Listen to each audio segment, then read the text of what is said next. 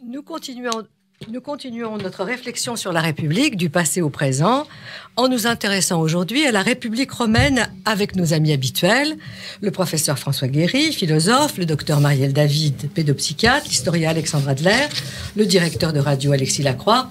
Nous recevons en outre un jeune brillant auteur, Raphaël Dohan, qui vient de publier un livre qui est véritablement au cœur de notre série, puisqu'il nous propose de réfléchir au populisme à travers l'histoire romaine. Son titre, « Quand Rome inventait le populisme » aux éditions du Cerf.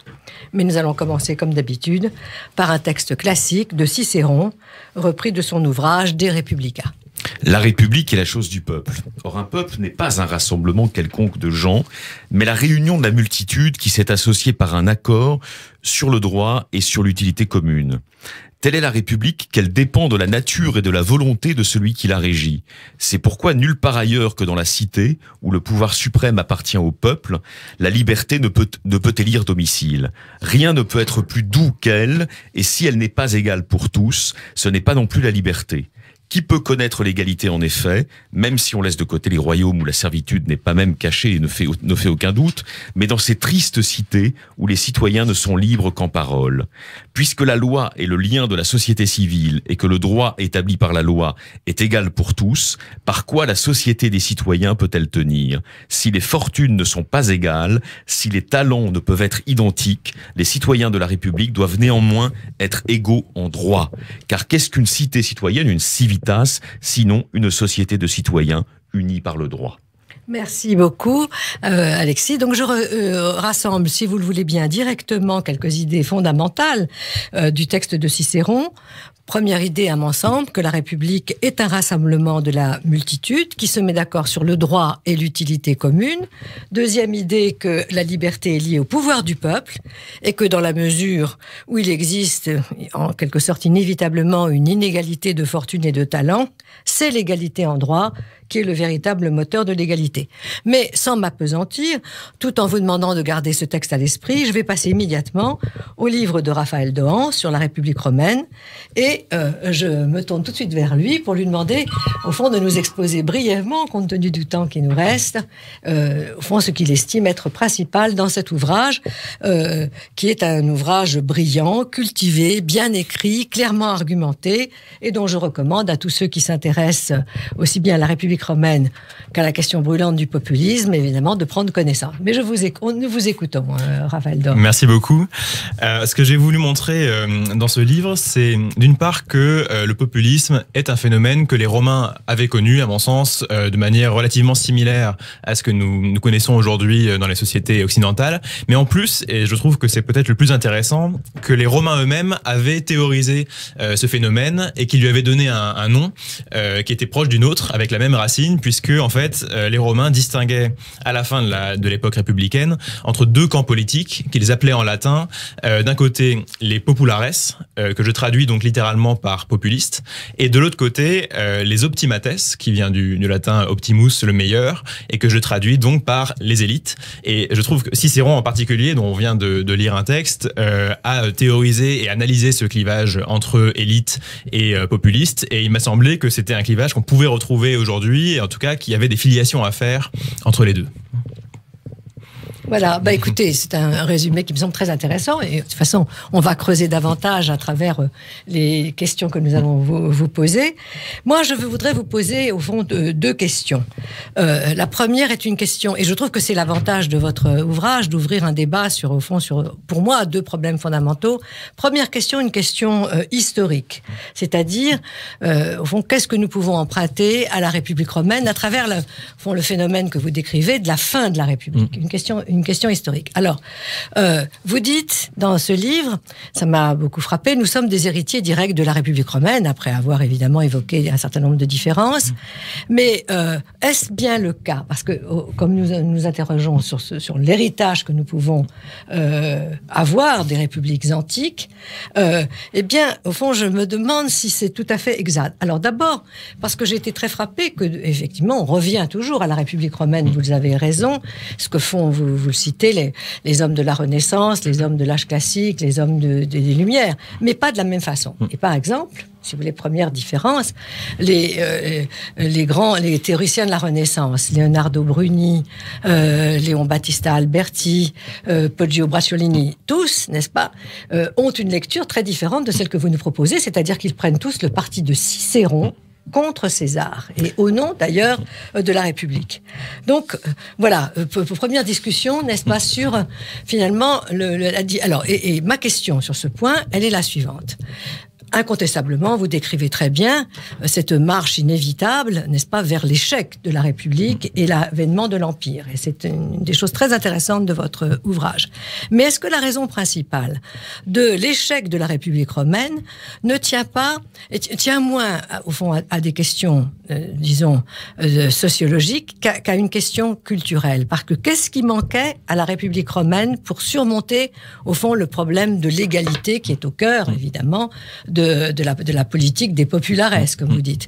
Eh bien, tout simplement, une idée de l'égalité en droit, puisque le droit civil romain, c'est un droit d'une cité, et que finalement le grand tournant s'est accompli quand il y a eu l'apparition du monothéisme, c'est-à-dire l'idée que l'égalité n'est pas seulement pour les citoyens d'une cité locale, n'est-ce pas, c'est-à-dire Rome, les républiques de cité, liées évidemment, comme les historiens, comme Fustel de Coulanges l'a si bien montré, au droit antique, mais l'idée que, au fond, il y a une égalité de tous les hommes en droit, parce qu'ils sont à l'image de Dieu.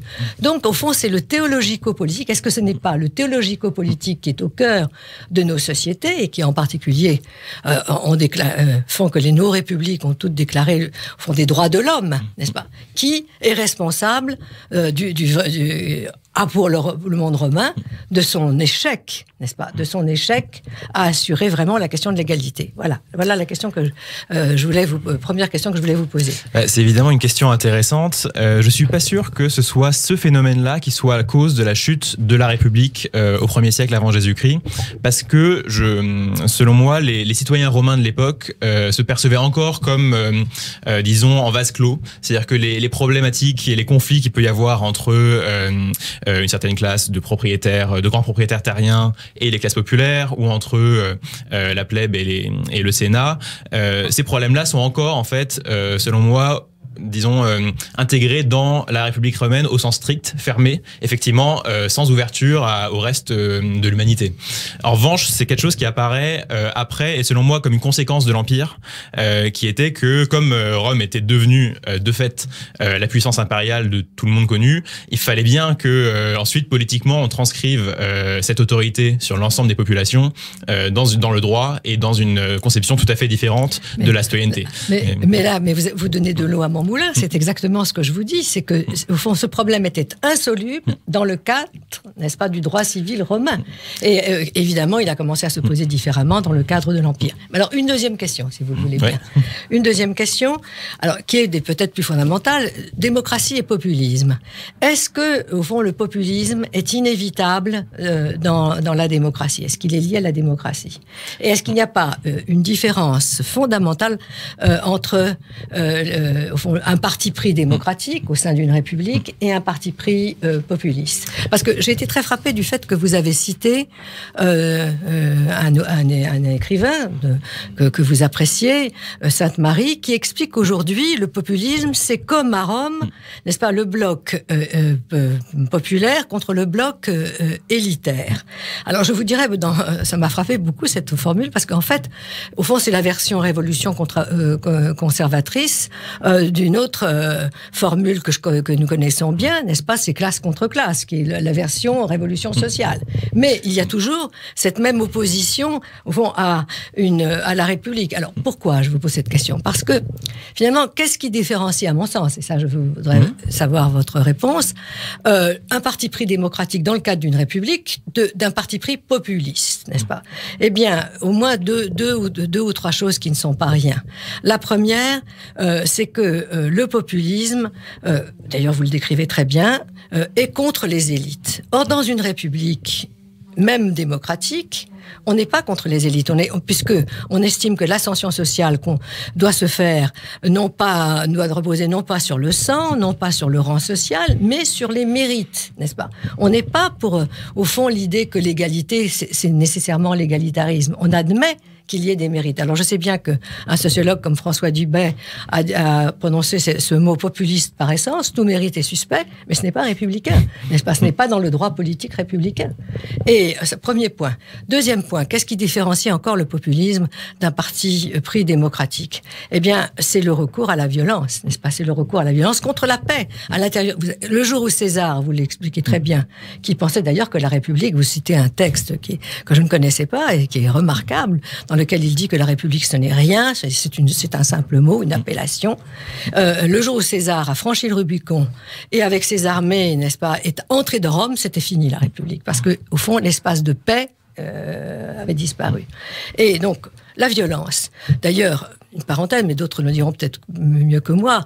Au fond, les Gilets jaunes ont eu l'accord de la majorité de la population républicaine en France, tant qu'au fond, il s'agissait de la souffrance sociale, ou simplement d'une demande de plus grande dignité. Tout le monde Mais le jour où on a eu, n'est-ce pas, la violence, les casseurs, les commerçants, des gens, au fond, aussi qui faisaient partie des classes moyennes, qui étaient violentés, eh bien là, évidemment, ils n'étaient plus suivis. Donc la violence, la guerre, tout ça, c'est évidemment le contraire de la République. Donc voilà ma question. Est-ce que le populisme n'est-il pas le contraire d'un parti pris démocratique dans la République? Et est-ce qu'il n'est pas par essence, comme il l'a été dans les années 30, n'est-ce pas, dans tous les fascismes, comme il a été dans les démocraties populaires, est-ce qu'il n'est pas le contraire, l'opposé, le fossoyeur de la République? Voilà la question que je vous pose.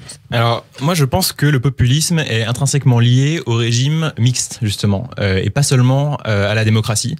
Et je trouve que l'exemple romain le montre bien, puisque la République romaine a toujours été définie par les auteurs anciens et modernes comme un régime, justement, un peu à mi-chemin entre l'oligarchie ou l'aristocratie et la démocratie. Et justement, je pense que le populisme est une conséquence de ce caractère mixte, puisqu'en fait, il a suffisamment de démocratie pour permettre, par exemple, d'avoir des tribunes pour des leaders populistes, d'avoir des assemblées et des votes populaires qui permettent justement au populisme de gravir les échelons de la politique romaine. Et en même temps, il y a justement cette part d'oligarchie ou d'aristocratie qui permet de concentrer les critiques contre une élite qui, de fait, a un pouvoir particulier au sein de la République, puisque l'égalité de droit dont parle Cicéron, c'est pas tout à fait exact dans la République romaine, puisqu'il y a quand même une partie des citoyens qui a des avantages politiques notamment, que n'ont pas les autres. Donc, je pense que c'est justement cette singularité de la République romaine qui a permis la naissance du populisme. Et s'agissant de la violence, je suis d'accord avec vous que c'est quelque chose de caractéristique des populistes, et notamment des époques populistes ou des moments populistes, puisque à Rome, par exemple, ce ne sont pas les populistes eux-mêmes qui ont les premiers recours à la violence, puisque moi, je fais commencer donc ce mouvement populiste par les Gracques, et les Gracques ont été victimes d'une violence qui venait au contraire du camp des élites ou des optimates. Donc je ne suis pas sûr que ce soit forcément un camp contre l'autre du point de vue de la violence. Je laisse la parole à nos amis, d'abord au doyen François Guéry, philosophe. Alors François, qu'est-ce que vous pensez de ce rapport du populisme que nous vivons aujourd'hui avec celui qu'on a trouvé dans la République romaine, ou je ne sais pas quelle autre question est suscitée par votre lecture? On vous écoute. Je veux quand même commencer par parler du Raphaël Dohan traducteur, parce que tout tient à certains choix de traduction et aussi à un parti pris d'actualisation de ces discours qui sont prononcés en latin par des politiques, par des orateurs, pas seulement Cicéron. Donc vous avez choisi d'actualiser le propos en donnant, si on veut, à la langue de ces orateurs et de ces politiques, une tournure parfaitement française. C'est essentiel, à mon sens, dans ce parcours des derniers soubresauts de la République romaine, soubresauts qui ont eu évidemment, alors des échos dans toute la tradition européenne, que ce soit la Révolution française, que ce soit la Révolution bolchevique que je mets dans les révolutions européennes, que ce soit dans les fascismes, etc. Donc il y a toute une filiation. Alors je vois aussi dans ce travail d'historien qui est très passionnant, important, passionnant. On voit la République aller vers quand même une chute avec le césarisme, que d'ailleurs vous légitimez en citant Napoléon en exergue. Enfin, c'est bon, d'accord. Mais alors, il y a des Randglossen, comme disait Marx, il y a des gloses marginale. Et alors la glose marginale, elle est alors cette fois l'actualité, la nôtre. Plus précisément, parce que malgré tout, il faut quand même le temps. Pour faire sortir un livre, il faut le temps. Il est à mon avis daté des élections européennes où Macron a dénoncé les populismes en Europe. Les populismes en Europe. Et donc je pense qu'en fait, c'est de cette dénonciation par Macron de la montée des populismes en Europe que vous partez pour lui apporter une sorte de riposte. Bon. Je n'irai pas jusqu'à dire que c'est un pamphlet contre Macron, mais enfin, c'est une riposte, c'est une réponse. Il a dit, il y a du populisme. Vous lui répondez, mais oui, pourquoi pas. Et puis alors, il y a quand même une identification qui est presque énorme. Cicéron égale Macron, mais le Cicéron que vous montrez, pas tellement génial, quoi. Enfin, on n'a pas vraiment l'impression que Cicéron, c'est le personnage de la situation, alors que je veux quand même rétablir les choses avec les catilinaires, etc. Cicéron est donc consul. Alors, il ne se contente pas de prononcer un grand discours mémorable contre Catilina. Il le pourchasse dans les montagnes et Catilina est tué. Donc, quelqu'un qui était furieux de ne pas avoir été élu consul et qui est comme un insoumis, si on veut, est traqué, persécuté et tué par Cicéron, consul. Donc, vous dites en gros, César est un homme d'État, d'accord, qui peut le nier. Cicéron ne l'est pas. Est-ce que Cicéron n'est pas un homme d'État? Bon, je pense quand même que quelqu'un qui défend la République à ce point-là n'est pas nul. Oui, juste une incise à ce point. Les grands esprits se rencontrent, entre guillemets, n'est-ce pas? Parce que moi, j'ai été extrêmement frappée par votre critique de Cicéron, qui est le personnage quand même central des penseurs républicains de la Renaissance, et qui est opposé à César. Or, là, nous avons un balancement inverse, n'est-ce pas? Au fond, c'est César qui apparaît comme vous le dites, comme un homme d'État. César, qui quand même est le premier qui a permis l'avènement de l'Empire et qui est le fossoyeur de la République. Et donc, au fond, dans votre conception du populisme, il y a quelque chose, évidemment, n'est-ce pas? Il y a une attaque. On ne peut pas le... En tout cas, si on s'en tient à la tradition républicaine, telle qu'elle a réapparu à la Renaissance, une attaque contre la République. Mais alors, je vais maintenant laisser... pardonnez-moi, si vous allez répondre, bien sûr. Non, Cicéron, moi j'ai pas du tout ni de mépris, ni de dégoût ou quoi que ce soit contre Cicéron, que je trouve au contraire un des personnages les plus intéressants de l'époque. Et en plus, on ne peut avoir que de l'affection, je trouve, pour Cicéron, qui est sans doute la personnalité de l'époque romaine qu'on connaît le mieux, le plus intimement, parce qu'on a toute sa correspondance, qu'on connaît ses relations avec son frère, sa belle-sœur. Enfin, je trouve qu'on peut avoir que de l'affection pour ce personnage. Moi, ce qui m'intéresse chez lui, c'est je trouve qu'au contraire, il est celui qui a la réaction la plus intelligente face au populisme, et c'est de ce point de vue-là que je le compare au président de la République, mon livre n'a pas du tout pour but de faire un pamphlet contre le président de la République. Moi, ce qui m'intéressait, c'est que je voyais dans les deux cas une tentative de répondre au populisme en essayant d'inventer un populisme alternatif, ou en tout cas de trouver un discours qui se permette justement de ne pas simplement dire le populisme c'est mal et de s'arrêter là, en disant il peut y avoir une autre forme de relation au peuple, et ça je trouvais que c'était intéressant dans les discours et d'Emmanuel Macron et de Cicéron, entre autres comparaisons qu'on peut faire dans la rhétorique utilisée. Donc c'était pas du tout le but n'était pas d'attaquer Emmanuel Macron. Et s'agissant de la traduction, effectivement, oui, j'ai eu le parti pris effectivement de traduire de manière la plus contemporaine possible les textes latins, mais s'agissant, en fait je pars effectivement d'une question de traduction, puisque je compare je traduis populares en latin par populiste, ce qui pour moi est une traduction assez littérale en fait, puisqu'on n'avait pas de terme auparavant pour le traduire. Marielle, alors, oui. Alors moi, on m'attend comme pédopsychiatre et psychanalyste. Donc évidemment, je suis là pour m'occuper des berceaux. Alors, une chose que j'avais omis de dire à propos de la Grèce, c'est que le grand-père de Clisthène, l'Athénien, s'appelait Clisthène de Sicyone, et c'est lui qui a pratiqué l'anadasmos, c'est-à-dire qu'il a donné des terres aux paysans. Et c'est après 2 générations que Clisthène l'Athénien a pu organiser toute la République athénienne. Alors, par ailleurs, puisqu'il fallait retourner au berceau, j'ai trouvé un article d'André Magdelin, que vous avez sûrement lu, qui s'appelle « La plèbe et la noblesse dans la Rome archaïque ». Bien. Et il parle d'un des traits majeurs de Rome, qui est l'importance du père. Et donc, le principal, pendant la Rome archaïque, s'appelait le pater patratus. Le pater patratus, et vraisemblablement, ça s'appelle le seigneur, c'était seigneur, et il est devenu senatus, c'est-à-dire c'était un certain groupe de citoyens romains qui étaient au Sénat et qui étaient les premiers.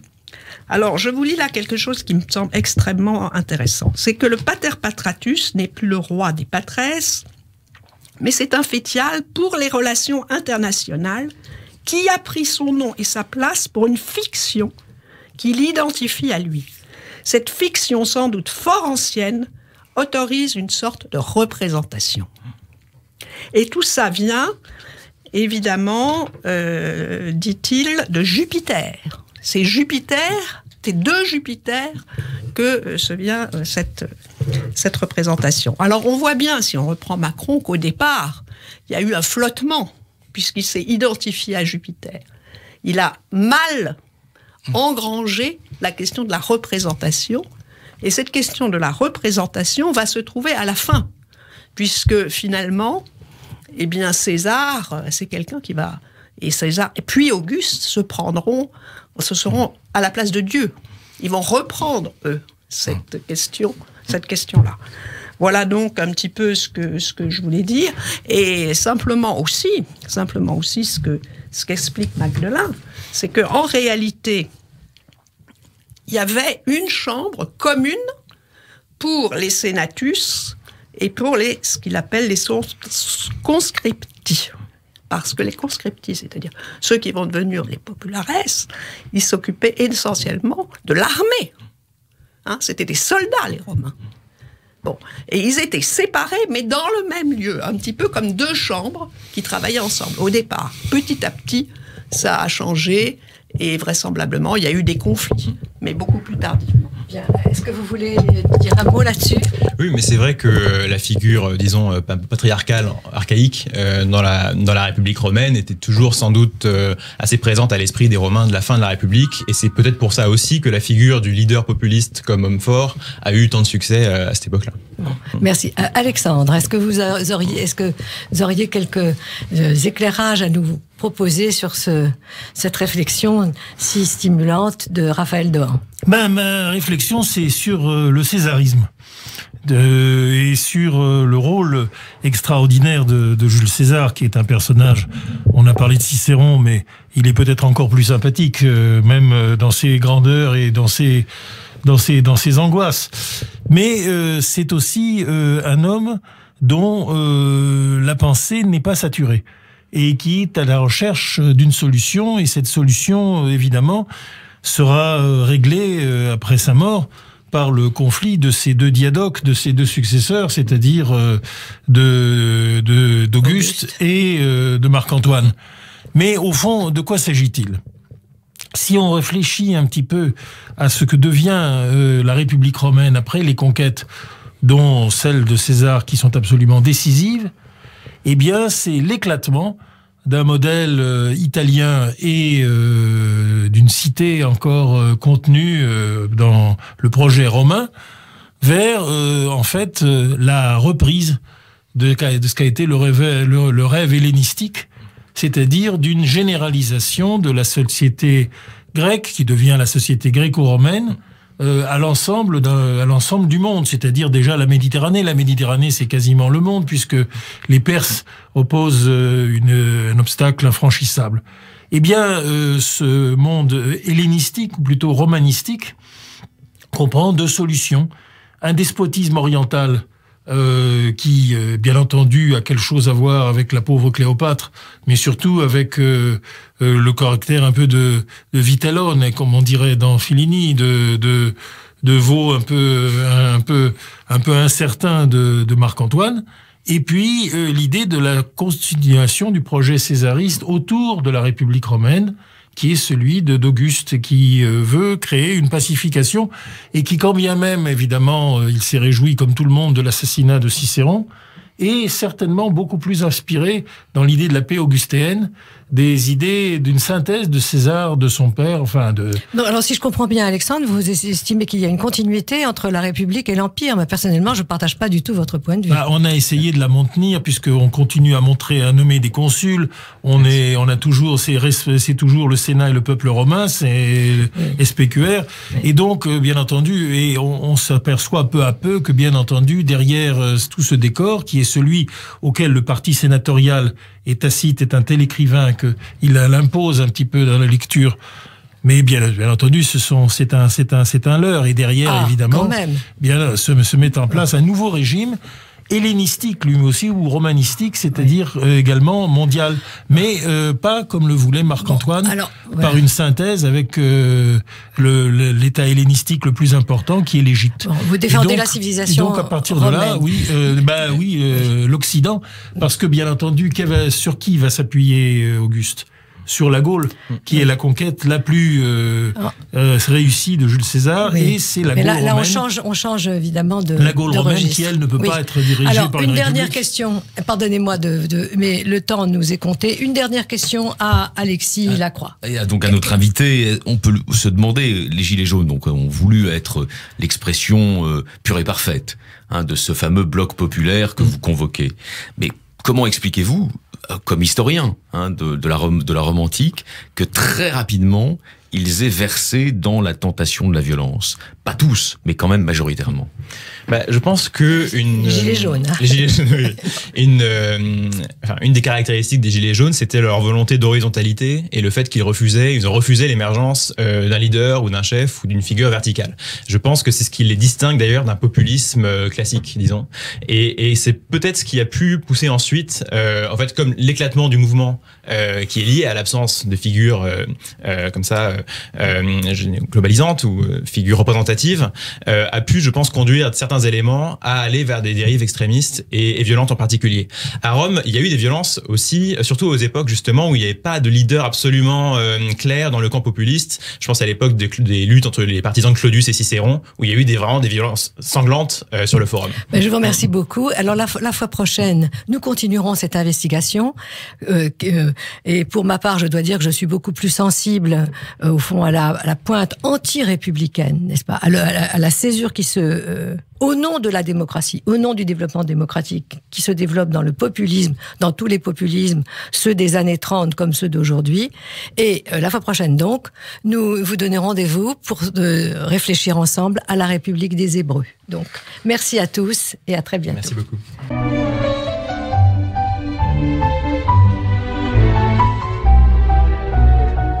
Philosophie, une émission présentée par Blandine Kriégel sur Judaïque FM.